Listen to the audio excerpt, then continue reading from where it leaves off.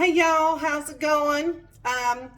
This morning I decided to make a quick trip to the grocery store just for the necessities, like my bourbon and my beer and my salt and my Slim Jims, okay? Well, that was a big mistake. Apparently, the weather people are claiming there's going to be a big white death coming at us tonight. So everybody and their brother's uncle were at the Kroger fighting over bread and milk. I about got snatched bald and trampled. These people are crazy. But anyway, I made it home safe, and I decided to clean out my pantry, and I came across a bunch of cans of beans that I should probably use up before they go bad. Well, I decided I'm going to make a big pot of chili.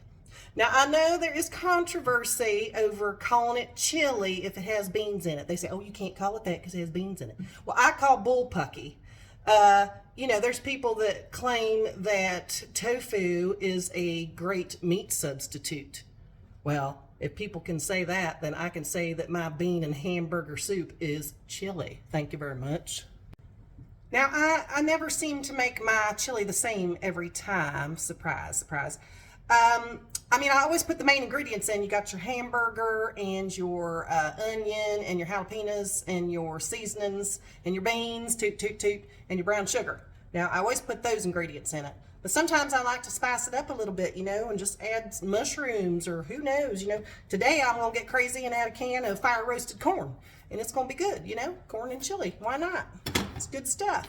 I like to spice it up and keep it interesting, so it's like the first time every time when I make and eat chili, All right, I'm starting with about a pound of hamburger. I'm going to tilt my camera down here so you can see what I'm doing. I got my pot on the stove, okay? I'm going to throw my hamburger in here, and here it sizzle, sizzle. And then I'm going to throw in some onion. That's one onion, one white onion. And then I'm going to throw in my jalapenos. I got a jar of jalapenos. I'm going to throw those in there. I like it spicy. Turn that down a little bit. And then I'm just going to brown this up, okay? I'm going to let it cook down. And then once it cooks a little bit, I'll add the seasoning, okay? All right, while I'm waiting on that to brown before I add my seasoning, I was just going to run by you and ask, any of you else out there, when you cut up and touch an onion, do your fingers stink like an onion for days on end? Mine sure do. It's terrible. It's gross. I could wash my hands 50 times, take 3 showers, and I'll still reek of onion. I don't know why. It's like my man hands are just like onion juice sponges for some reason. Now, the one good thing about it is it keeps my husband from touching me much. I'm complaining about that. But anyway, I think they said, touch stainless steel, touch your sink, touch your appliances that are stainless steel, and that'll get the stink off your fingers. Well, that's a big fat lie. I've tried that, and it don't work at all. I think the person that claims that works was somebody from that show, My Strange Addiction, who just wanted an excuse to touch their furniture and sinks and appliances in a weird way. Just a thought. I don't know. All right, so this is browning, okay? You see it's still a little bit pink. Now, while it's a little bit pink, I'm just going to start adding my spices, okay? I have got this smoked onion and jalapeno seasoning I found at the store. I'm going to try it here. I've never put that in my chili before, but I'm going to try it today. Like I said, I like to spice it up and keep it, make it different, Turn off my fan for a minute so you can hear. Chili powder. You got to have your chili powder. I like lots of chili powder in there, okay? You got to have flavor in this stuff, I'm telling you. All right, and then I got some cumin, okay? A little bit of cumin. I'll open the other side. You got to have more than that coming out at once. Cumin. I got some paprika. Dump that in there. We got garlic powder. Yum, yum, yum. I got some crushed red pepper. Throw that in there. I like it spicy and sweet. Okay, I got some salt. Just sprinkle a little salt. And lastly, we got some pepper. All right? Now, I'm just going to stir that up. Let those flavors come together and let that finish browning. All right, our hamburger's all browned up there. See, all the seasoning, doesn't that look good? Okay, now some people drain theirs, I don't. I like grease. I'm gonna keep my grease in there and give it some extra flavor. All right, now here comes the fun part. I'm gonna start dumping cans, okay? I got a can of red beans. And listen, I leave the juice in there. That mystery juice, I don't know what it is, but hey, I need more liquid for my chili, so I'm just gonna leave it in there, all right? Then I got a can, fire roasted diced tomatoes, okay? Dump that in there. All right, let's stir a little bit as we go. I got a can of chili hot beans. Beans. There we go. Dump those in there. Now I got a can of pinto beans and its juice. Dump that in there. All right. Looking good. Okay, and then here's that corn I was talking about. Got the corn. I'm not draining it either. Dump it all in, okay? We got another can of beans. Black beans, all right? Oh, that says reduced sodium. I don't know who bought reduced sodium.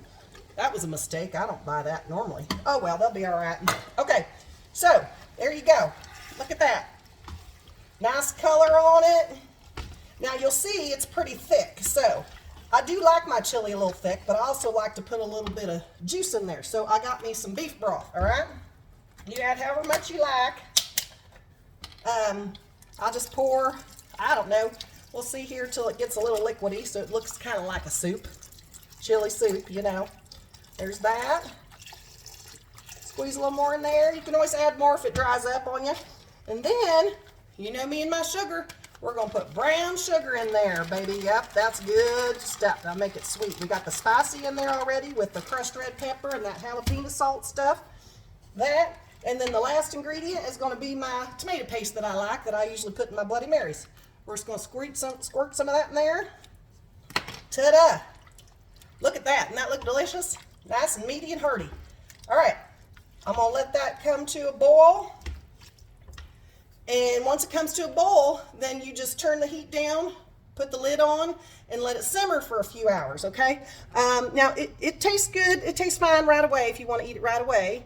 But I prefer to have a little simmer on mine to give it some more flavor. That makes it pretty good. So that's that. All right, now you see here, I brought it to a boil. It's boiling. Now, I'm going to put my lid on, turn that heat to low, and just let it sit and get lots of flavor. You know, that'll be good. You can serve it with cornbread or garlic toast, a grilled cheese sandwich. I'm going to crack open a beer and put some sour cream and cheese in mine, I think. Sounds good to me. I got to thinking, y'all, this probably wasn't the smartest dish to make right now, because if the weather people are right and that snow squall smacks us upside the head tonight and we're cooped up in this house for 2 days, I don't know what I'm going to do, because my husband, you know, Lord help us, his farts are already terrible as it is, but if he's full of beans, oh my, that smell's going to gag a maggot off a gut wagon. I'm going to be in trouble. So I'm going to go try to find my gas mask. I hope you all enjoy and have a good day, and you pray for me and my nose if you feel so inclined. Thanks.